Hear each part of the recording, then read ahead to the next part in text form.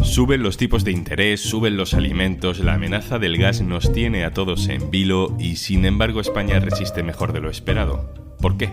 ¿Qué puede pasar en los próximos meses? Soy Juan Luis Sánchez. Hoy en Un Tema al Día, el invierno tendrá un precio. De las hipotecas a la cesta de la compra.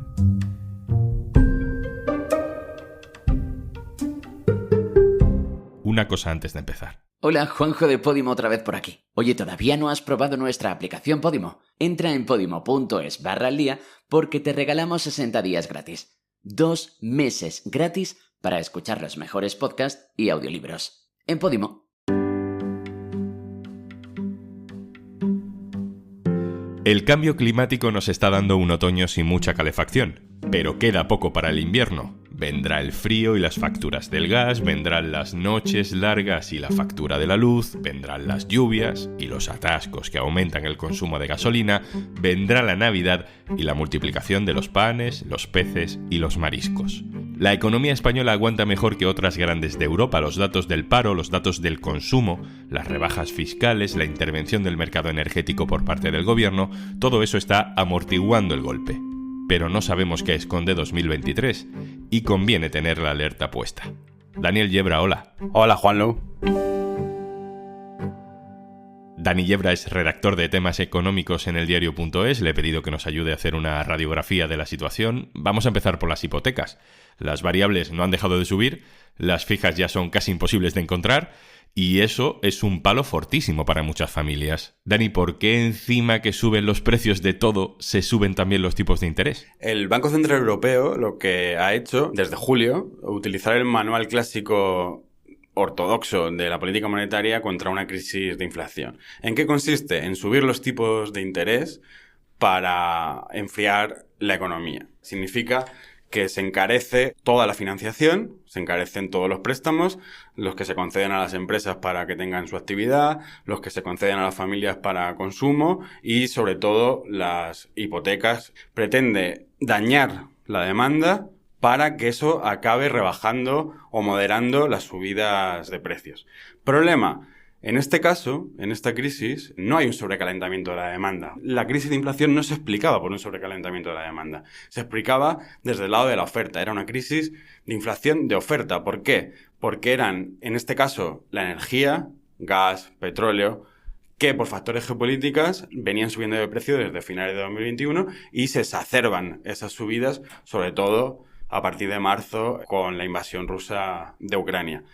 Aún así, el Banco Central Europeo pretende enfriar la economía y con eso acabar influyendo en los precios. Esta estrategia asume el riesgo de recesión, asume el riesgo de destruir empleo y asume el riesgo de que en realidad no puede influir sobre la oferta de petróleo y de gas.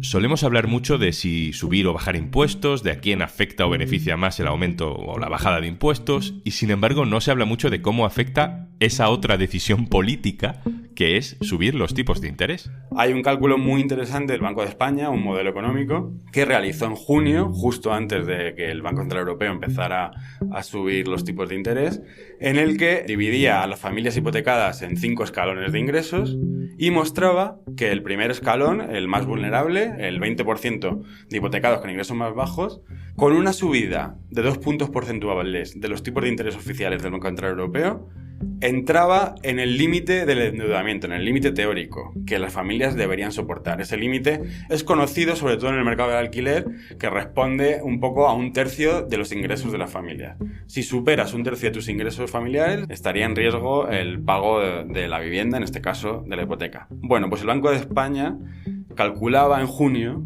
que el 20% de las familias con menos ingresos entrarían en problemas de impago en ese límite teórico con 2 puntos porcentuales de subida de los tipos de interés.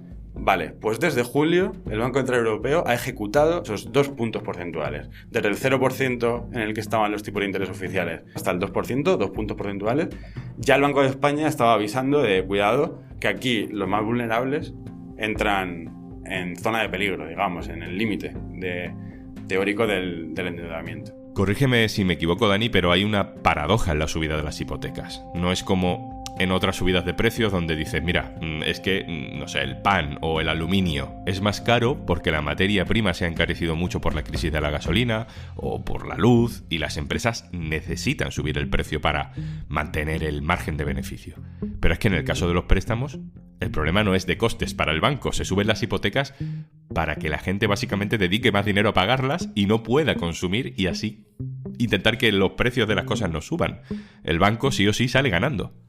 La banca gana más, mucho más, porque la subida de los tipos de interés, al igual que encarece la financiación que necesitan las empresas o las familias, lo que hace es mejorar el margen de intermediación del sector, de las entidades financieras.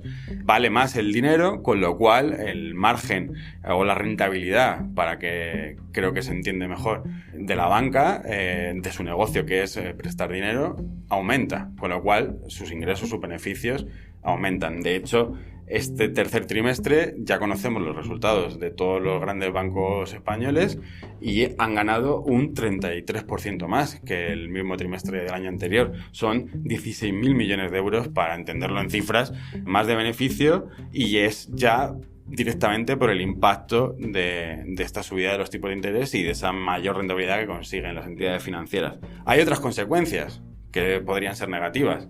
Es que se encarece la financiación, los bancos ganan más, pero tiene un límite, que es el momento en el que empieza a caer la demanda de hipotecas, la demanda de préstamos, porque es tan cara o porque se ha frenado tanto la actividad, como pretende precisamente el Banco Central Europeo para moderar los precios, que en realidad acaba repercutiendo en una menor concesión de créditos, en una menor demanda de hipotecas, de préstamos. Sería la consecuencia final. Pero la primera consecuencia es mayores beneficios de la banca. ¿Qué está haciendo el gobierno de España para intentar compensar un poco ese fenómeno tan positivo para la banca? Una de las medidas que se ha tomado, es bastante extraordinaria, es el impuesto a los beneficios extraordinarios, precisamente, que está consiguiendo la banca. Este impuesto es de un 4,8% de los ingresos netos de los intereses y las comisiones de la banca, y aún está en tramitación parlamentaria, pero sería una de las medidas más importantes que ha tomado el gobierno como herramienta para intervenir sobre esos beneficios extraordinarios que está consiguiendo la banca. En octubre bajó la inflación. Eso no significa que bajaran los precios, significa que los precios subieron, pero un poco más lento que antes. Y esa bajada de la inflación fue gracias a la contención de los precios de la luz o el gas, es decir, gracias a esa cosa llamada la excepción ibérica, ¿no? Efectivamente, la excepción ibérica es una de las medidas más importantes o que impacto más rápido ha tenido sobre las subidas de precios. Por ejemplo, podemos atender a un cálculo que hacía el gobierno antes del último paquete de medidas. El último paquete se toma a finales de verano, es el que incluye los descuentos al transporte público, al tren, pero antes de ese paquete de medidas, el gobierno calculaba que los anteriores, en los que estaban incluidos el tope al gas, pero también el descuento a los carburantes, la subida del ingreso mínimo vital o el límite a la revisión de los alquileres, el famoso límite del 2% a los alquileres que se actualizaban con el IPC, pues todas esas medidas el gobierno calculaba que habían moderado la inflación 3,5 puntos. Bien, pues si desgranábamos esa rebaja de la inflación, esos 3,5 puntos, 2 puntos estaban relacionados con el tope al gas. Hablemos de comida, Dani. ¿Va a ser mucho más cara nuestra cesta de la compra estas Navidades? Es mucho más cara y va a ser mucho más cara.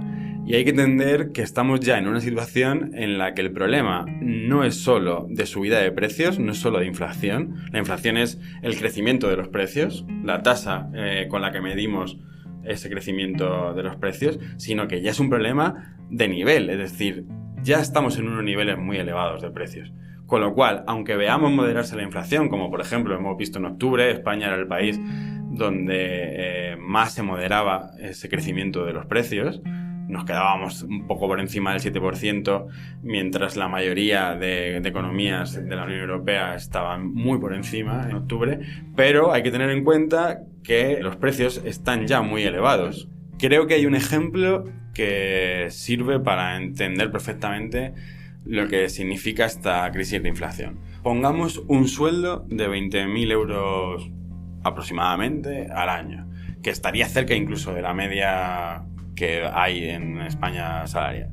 A ese sueldo, si lo dividimos en 14 pagas, son aproximadamente 1.400, 1.500 euros cada paga. Bueno, pues exactamente un 8% de esos 20.000 euros son una paga, 1.500, 1.400 euros.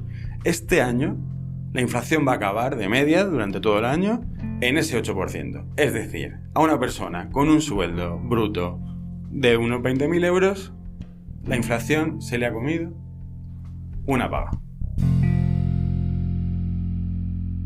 A mí hay algo que me parece llamativo. A pesar de que todo está subiendo de precio, la gente sigue consumiendo igual. Y esto no es la típica frase de dicen que hay crisis pero el bar está lleno. Es que es lo que dicen los datos oficiales, ¿no, Dani?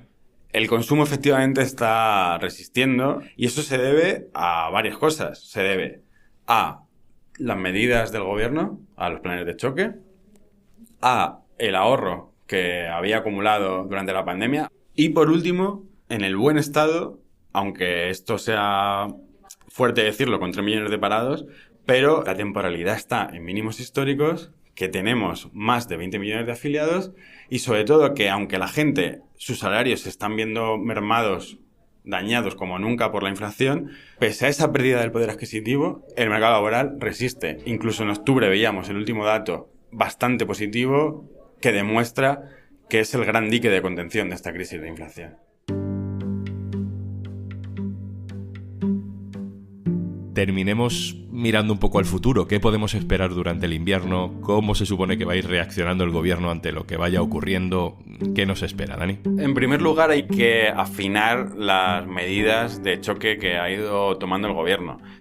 Hay que intentar evitar medidas generales para que beneficien a todo el mundo, como por ejemplo ha sido muy criticado la bonificación a los carburantes, a la gasolina, al diésel, porque se benefician más los que más consumo hacen, los que tienen los coches más grandes, los que al fin y al cabo consumen más carburantes. Y sin embargo, bueno, se gasta muchísimo dinero y la gente vulnerable no sale especialmente beneficiada. También se ha detectado que ocurre lo mismo con las bajadas de impuestos, ocurre lo mismo con las bajadas del IVA incluso en la energía, en el gas, en la electricidad. Siguiendo las recomendaciones de la mayoría del consenso de economistas, es importante reforzar el ingreso mínimo vital, es importante abordar la subida del salario mínimo interprofesional y, por último, es importante restablecer el poder adquisitivo de las familias. El gobierno ha cumplido con parte de lo que podía hacer, por ejemplo, garantizar las subidas de las pensiones según la inflación, según el IPC, y también ha cumplido con un acuerdo de subida de salarios a los funcionarios. Todos los agentes económicos, empresarios, trabajadores, gobierno, deben asumir que hay que evitar una crisis más larga, más profunda, que implique destrucción de empleo, como ha ocurrido en otras ocasiones. Pues en este momento, aunque una crisis de inflación es una crisis muy complicada, hay herramientas, algunas las tiene el gobierno, otras las tienen los empresarios, controlando sus márgenes de beneficio, esos beneficios extraordinarios, revirtiendo parte de esos beneficios extraordinarios en subidas salariales para que la crisis no se convierta en una gran recesión que nos recuerde lo peor de la última década, que ya sabemos las consecuencias y lo duro que puede llegar para las familias. Daniel Yebra, compañero de la redacción del diario.es, especializado en economía. Muchas gracias, un abrazo. Muchas gracias, Juanlu.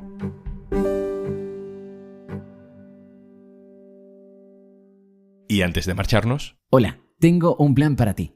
Entras en podimo.es/aldia. ¿Te descargas Podimo?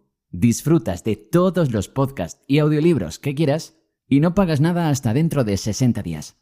Más que plan es planazo, ¿eh? Así que ya sabes, podimo.es/aldia y 60 días gratis en Podimo desde ya. Esto es Un Tema al Día, el podcast del diario.es. También puedes suscribirte a nuestra newsletter. Encontrarás el enlace en la descripción de este episodio.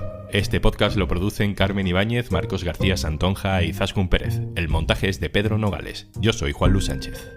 Mañana, otro tema.